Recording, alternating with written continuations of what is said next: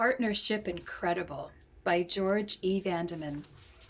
Copyright 1976.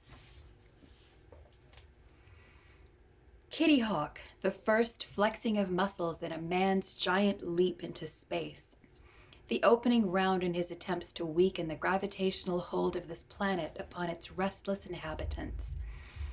What if Kitty Hawk, or something like it, had never happened? What if Orville and Wilbur Wright had not been powered by a faith stronger than their sense of risk? Ever think about it? Orville and Wilbur Wright, immediately after their historic flight at Kitty Hawk in 1903, excitedly sent a telegram to their mother in Dayton, Ohio. It said, "We have flown. We'll be home for Christmas."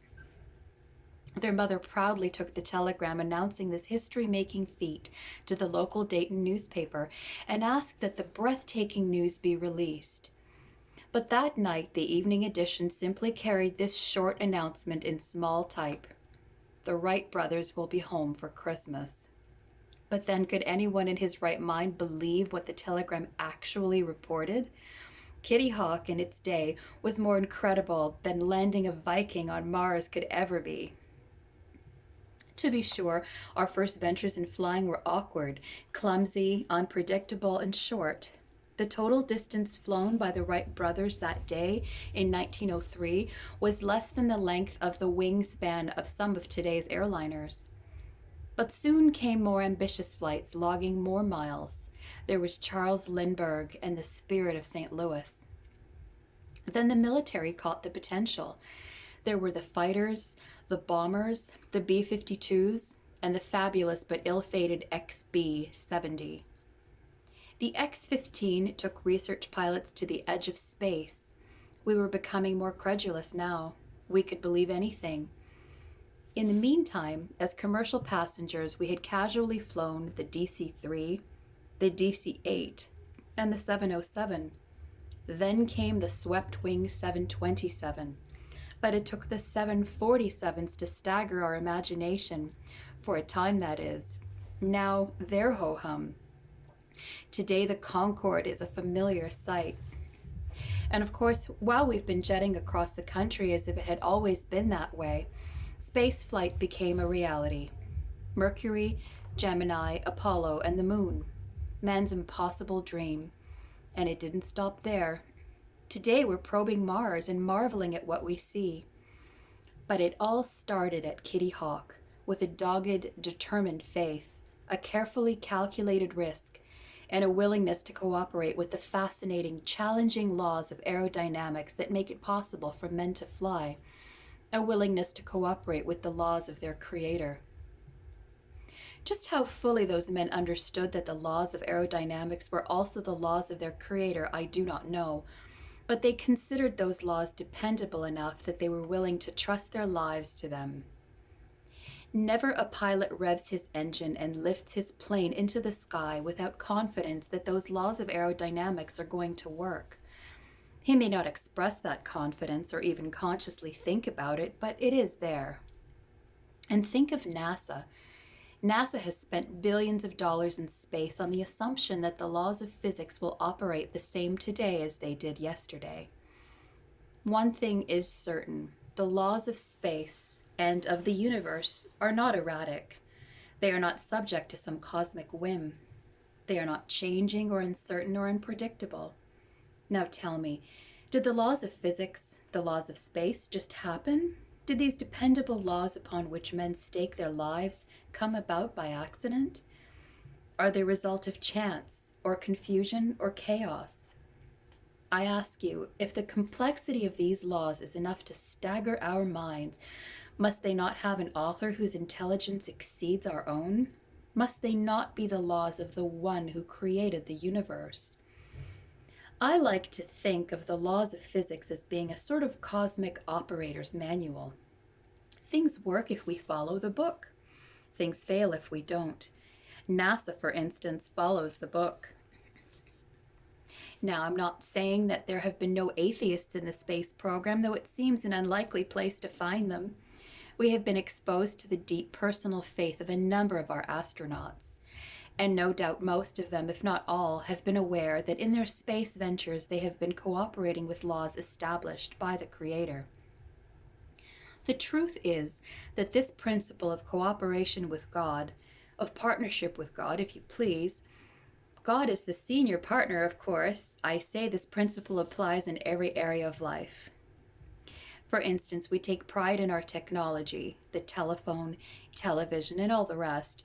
But did we invent the laws that make possible the communication of picture and sound through long distances? Did we invent electricity? No, we don't make physical laws. We only discover them. We take full advantage of them. We use them. These laws, these natural forces, were in existence long before we learned how to harness them. It's God's technology, not ours. Makes us humble, doesn't it? I like the way the Apostle Paul says it. Listen, who makes you, my friend, so important? What do you possess that was not given you? If then you really received it all as a gift, why take the credit to yourself? 1 Corinthians chapter 4, verse 7. Embarrassingly clear, isn't it? We have no reason to boast. Whatever we have accomplished has been simply through cooperation with God's laws. We find this same principle of cooperation in the area of physical health. God made us. He also made laws of health, a sort of maintenance manual for the care of our bodies. Where do we find those laws? In this book, friend. It's a fascinating study. Now, I know that we live in a world of disease and contagion and accident, but in general, so long as we obey the laws of health, we are well. When we disobey them, when we fail to cooperate, we are ill. It's as simple as that. Perhaps none are more aware of this partnership with the Creator than those who work with the soil, our farmer friends. Listen, God and I raised 50 acres of corn. He created the soil. He laid deep reservoirs of moisture beneath it. I plowed the land, harrowed it, and buried the grains of corn in neat rows. I left the planted field in His care. The warmth of His sunshine played upon it. Tiny green shoots appeared. I cultivated the ground as God worked by my side. If He had not done His work well, I should have failed. If I had not done my work well, He would have failed. With my 2 horses, I drove up and down the long rows. God used 121,000 horses in the field, 2,420 horsepower units of divine energy per acre, every moment that the sun shone. Throughout the long summer, He watered the growing crop, not like the meager dripping of a garden hose. He distributed 165,000 tons of water over the 50 acres of earth. I worked 500 hours on our 50 acres. God worked more than 6 hours to my 24 hours a day all summer without pausing a minute. Even after I had finished my work and left the field, He stayed on. Without a miracle, I should have had no corn for my labor. Each grain I planted in May became 1,200 grains in September. The corn we raised is His and mine, for we are fellow workers. Don't you like that? Well, I'm a believer in free enterprise, and free enterprise involves profit. What about the profits? What about our income, our savings, our wealth? Whose is it? Who does it really belong to? Let me ask this way. Do we really own anything at all? When I was 5 years old, I thought I owned my toys. They were mine. They had been given to me by relatives, or I had bought them with nickels and dimes that I had saved. But I discovered that my mother and father could take them away and put them on a shelf whenever they chose. They seemed to have a prior claim on both me and my toys. When I grew up, it was something of a shock to discover that we didn't really own the house we lived in. I had yet to learn about banks and mortgages. And then I learned that even if your house is paid for, you still have to pay a tax to the government for the privilege of calling it your own. The government seems to have a prior claim to both your house and your income. You know how it is. We pay income taxes and sales taxes and excise taxes and import taxes and hidden taxes. We pay license fees. We pay Social Security and on and on. But wait, Parents have a prior claim. The government has a prior claim. What about God? Does he have a prior claim that supersedes all others? And does he ask for something off the top? Listen to this. The earth is the Lord's and all that is in it, the world and those who dwell therein. Psalms 24, verse 1. Mine is the silver and mine the gold, says the Lord of hosts. Haggai chapter 2, verse 8. For all the beasts of the forests are mine, and the cattle and the thousands on my hills. Psalms 50, verse 10. Well, it looks as if we don't own anything at all, doesn't it?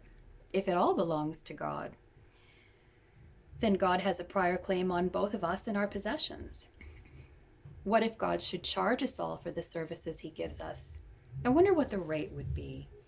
What if there were a fee for the sunshine or the rain, or perhaps a license to live? It would be fair, wouldn't it? But someone says, Pastor Vandeman, we work, we earn. Don't our earnings belong to us? Listen, you shall remember the Lord your God, for it is he who is giving you power to make wealth. Deuteronomy chapter 8, verse 18. Yes, even the power to earn comes from God, and God supplies the land, the capital, the time, the talent, and of course, life and breath in the first place. We don't own anything at all. For instance, I have a eucalyptus tree at home. I say it is mine, but is it really? I didn't plant it. I didn't make it grow. I wouldn't know what chemicals to put into the soil to make a eucalyptus tree grow best. I just happen to be the present custodian of the land on which it grows. But that's the point. God asks us to be custodians, caretakers of that which belongs to him. He invites us to become junior partners in the business. And it's an incredible partnership arrangement, for in spite of the fact that everything belongs to him, God asks for himself only 1/10 of the profits and permits us to keep 9/10. What do you think of that? And here's where the adventure comes in. Let me suggest that if you want a real adventure with some modern miracles thrown in, just start giving back to God the 10th that he says is his. I promise you happy surprises. The scriptures calls it the tithe. The word tithe, of course, simply means 1/10, returning to God 1/10 of your income. Now, the tithe is not a gift, you understand. God says it belongs to him. In fact, he says it rather emphatically. Listen, will a man rob God? Yet you are robbing me. But you say, how have we robbed thee? In tithes and contributions. Malachi chapter 3, verse 8. Evidently, there is something new that applies to every man, not just to a certain few, not just to church members. It's a matter of simple honesty, whoever we are. But now notice what is promised to those who are honest with God. Bring the tithes into the treasury, all of them. Let there be food in my house. Put me to the proof, says the Lord of hosts, and see if I do not open windows in the sky and pour a blessing on you as long as there is need. Malachi chapter 3, verse 10.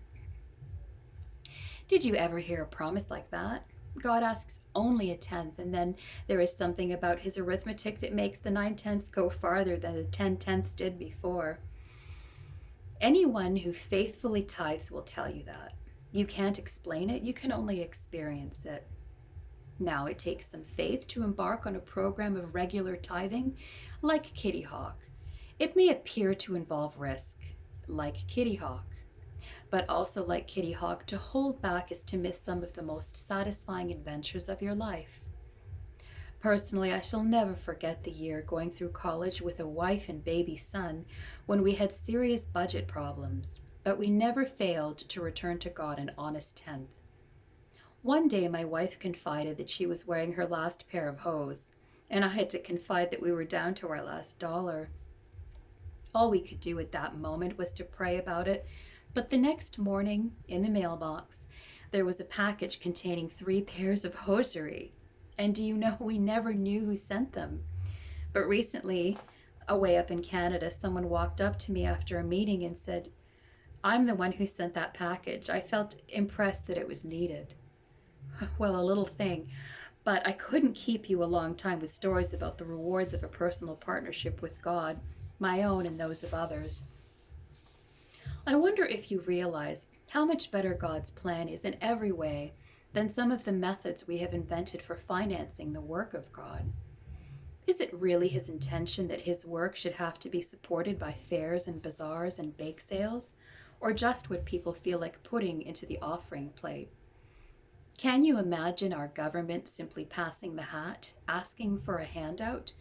How long could it operate? Can you imagine the Internal Revenue Service telling us to just pay whatever we feel impressed to pay on April 15th?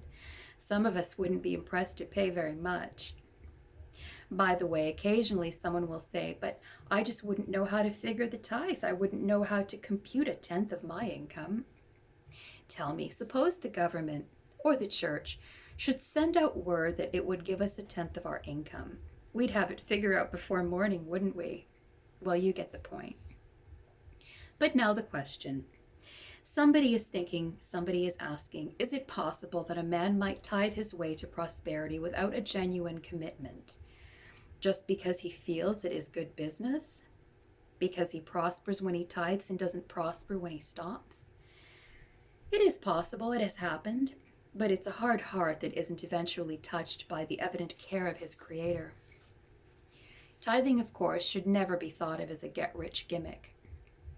Rather, a man ought to be honest with his God, even if it would mean his financial ruin. The claims of God should come first, whatever the cost. A certain man in a country overseas was studying the Bible, and his friends became alarmed at his enthusiasm. Don't you know they warned him that if you become involved with that church, they will take 10% of your income? It sounded serious, but wisely he went directly to the pastor of the church in question to learn the truth. He put the question straight. Would the church take 10% of his income? The pastor gave a unique answer, one that sounded a little like compulsion, which of course God never uses, but I think you will agree that he has made his point. This is what he said. Yes, it is true that the church will take 10% of your income, but that is not all. You will be called upon for offerings in addition to your tithe. And that is not all. You have children. The church will want you to put them in a Christian school, and that costs money. Then the church will encourage you to send them to a Christian college, and that costs still more. And even that is not all. The day may come when the church will ask you to send your boy or girl to Africa or somewhere like that. It could be that you would never see your child again. The Lord does not ask only 10%. The Lord asks everything you have. Yes, God asks everything you have, but in the light of what he has done for you, in the light of what Calvary cost him, is it too much to ask? How can you offer him less? You see, God invites you to make every part of your life, not only your money, but your time, your talents, the care of your body, your life work, your marriage, your hopes and your dreams. He invites you to make them all a fascinating, tremendously satisfying partnership with your Creator. That's the way God intended it to be. That's the way it can be. Just now, by an act of choice on your part, a simple act of surrender, and I promise you'll never regret it. Will you bow your head with me just now? There could be no more appropriate prayer for you or for me than the words of that familiar old hymn. O love that wilt not let me go, I rest my weary soul in thee. I give thee back the life I owe, that in thine ocean depths its flow may richer, fuller be. Amen.